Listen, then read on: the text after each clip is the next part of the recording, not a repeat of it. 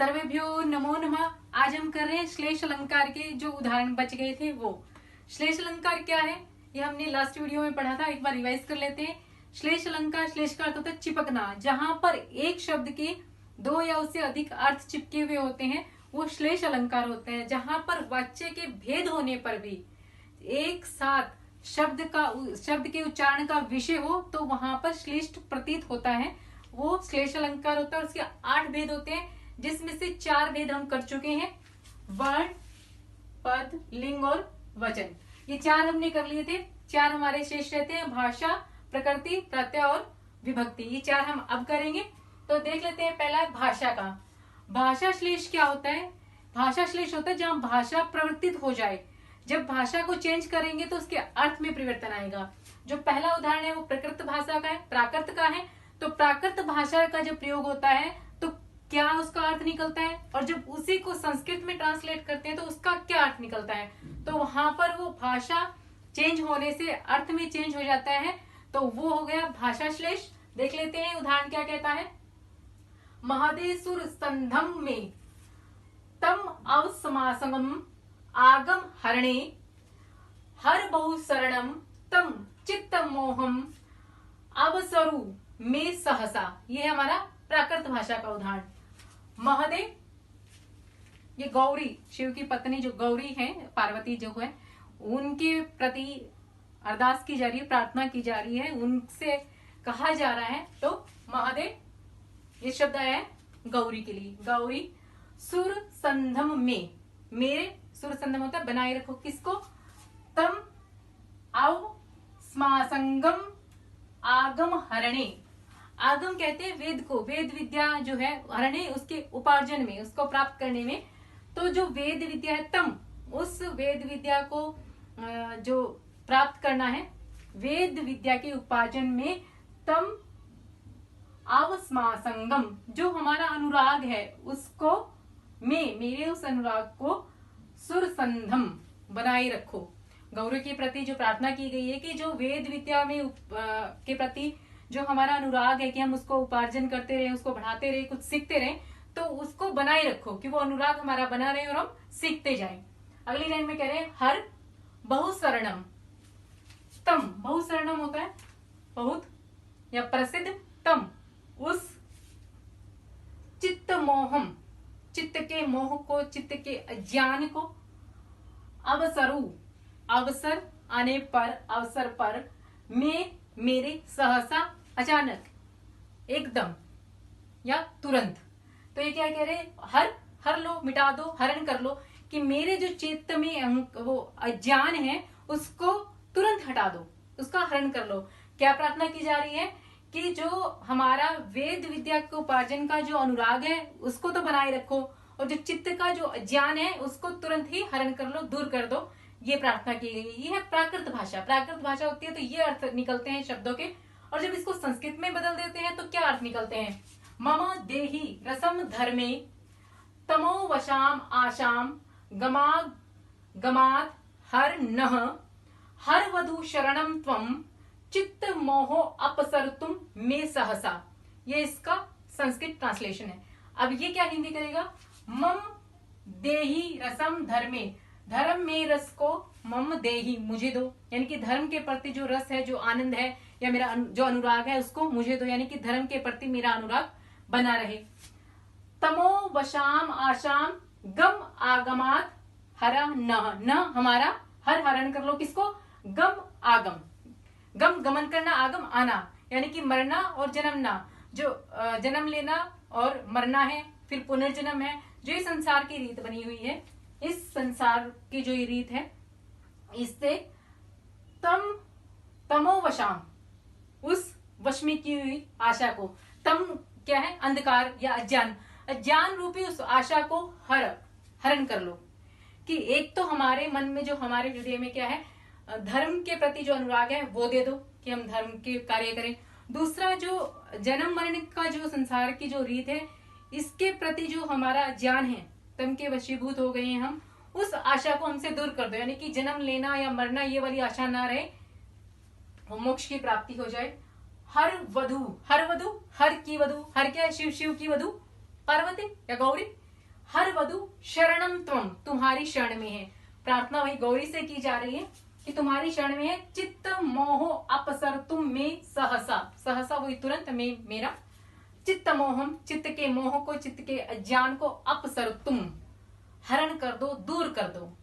क्या कह रहे हैं कि तुम्हारी शरण में है, धर्म के प्रति हमारी आस्था बनी रहे, धर्म को दे दो, और जो जन्म मरण का जो चक्कर है इससे हम निजात पालें, इसके प्रति जो आशा है हमारी उसका हरण कर लो, और तुम्हारी शरण में है, और जो हमारा अज्ञान चित्त में जो अज्ञान है उसको तुरंत आप दूर कर दो। ये प्रार्थना की गई है। देखिए लगभग एक जैसी सी बात ही हो रही है, लेकिन फिर भी भाषा परिवर्तन होने के कारण अर्थ में परिवर्तन आ रहा है। तो ये भाषा श्लेष का उदाहरण है। उसके बाद आता है प्रकृति श्लेष।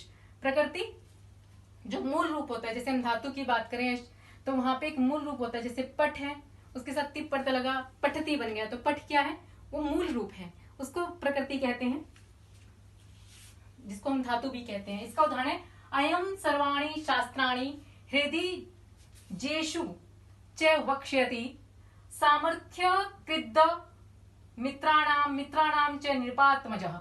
यहाँ पे एक राजा के बेटे राजकुमार के विषय में कहा जा रहा है। निरपात्मजः राजा का बेटा, अयम यह, सर्वाणि शास्त्राणि सभी शास्त्रों को, हृदय में, च जेषु और विद्वानों में, वक्ष्यति। अब जो वक्ष्यति है इसके दो अर्थ निकल रहे हैं। जब हृदय की बात करते हैं कि सभी शास्त्रों को हृदय में धारण करेगा, तो धारण करेगा वो रूप कैसे बनेगा, वह धातु से बनेगा, वह वहन करना, धारण करना, इससे अर्थ बनेगा। ये रूप बनता है लिट लकार में, वह को जब लिट लकार करते हैं प्रथम पुरुष एक वचन, तो वक्ष्यति। जब ये बात कह रहे हैं कि सभी शास्त्रों को हृदय में धारण करेगा तो वह धातु है, और जेषु विद्वानों में वक्ष्यति। अब विद्वानों में धारण करेगा नहीं हुआ, विद्वानों में कहेगा, तो क्या हो गया, वच धातु। वच बोलना, बोलेगा, कहेगा, वच कहना। तो वच धातु का भी जब लिट लकार प्रथम पुरुष एक वचन करते हैं तो यही बनता है। देखिए यहाँ पे लकार में, पुरुष में और वचन में, यहाँ पे कोई भेद नहीं है। भेद किसमें आ रहा है, प्रकृति में आ रहा है, धातु में आ रहा है कि धातु दो हो रही है, एक वह हो रही है, एक वच हो रही है, इसलिए ये क्या है, प्रकृति श्लेष का उदाहरण है। अगली लाइन है सामर्थ्यकृत अमित्राणाम, सामर्थ्यकृत अमित्राणाम, मित्राणाम च। अब यहाँ पे जो एक शब्द है, यहाँ पे अमित्राणाम और मित्राणाम दो बातें हैं, तो दो ही अर्थ देगी। अमित्राणाम, अमित्र क्या होते हैं, शत्रु, शत्रु के प्रति तो क्या है, सामर्थ्यकृत। यहाँ पे सामर्थ्यकृत के दो अर्थ निकल रहे हैं। क्या है, एक तो निकल रहा है कृत जो बना है, डुक्रिय जो धातु है, डुक्रिय करणे, करण अर्थ में, करोति इति करणे, इस अर्थ में कि करता है, करता है, करते हैं, इस अर्थ में। और दूसरा है कृति छेदने, ये दो धातु है। कृति छेदने का अर्थ है उसका विनाश करना। डुक्रिय करणे, करने अर्थ में है, कोई काम किया जा रहा है उस अर्थ में है, और कृति छेदने होते हैं किसी का विनाश करना, इस अर्थ में है। तो ये क्या करता है, अमित्राणाम सामर्थ्यकृत, अमित्र जो शत्रु है उसके सामर्थ्य को, उसके सामर्थ्य का विनाश करता है। मित्राणाम सामर्थ्यकृत, और मित्रों के सामर्थ्य को करता है, यानी कि बढ़ाता है, ये अर्थ निकल रहा है। जो सामर्थ्यकृत है इसमें क्या है, कृत जो बना है वो कैसे बना है, डुक्रिय करणे और कृति छेदने, ये दो धातु है, इन दोनों में ही क्विप प्रत्यय लगा है। अब देखिए प्रत्यय बराबर है, समान है, सेम है, लेकिन जो धातु है, जो प्रकृति है वो अलग अलग है। इसलिए यहाँ पे ये जो उदाहरण है किसका हो गया, प्रकृति श्लेष का, क्योंकि प्रकृति जो है वो अलग अलग है, लेकिन उसके जो रूप बन रहे हैं वो समान बन रहे हैं। तो क्या कह रहा है, जब ये कहता है ना कि शास्त्रों को हृदय में धारण करेगा तो वह धातु है, और विद्वानों में बोलेगा तो वच धातु है, दो धातु है, और रूप उनका एक वक्ष्यति ही बनता है। फिर सामर्थ्यकृत, कृत बनता है, सामर्थ्यकृत रूप बनता है क्विप प्रत्यय होके, लेकिन धातु दो है, डुक्रिय करणे और कृति छेदने, इसलिए धातु यानी कि प्रकृति अलग अलग हो गई है। तो ये प्रकृति श्लेष का उदाहरण है। अगला है प्रत्यय श्लेष का उदाहरण।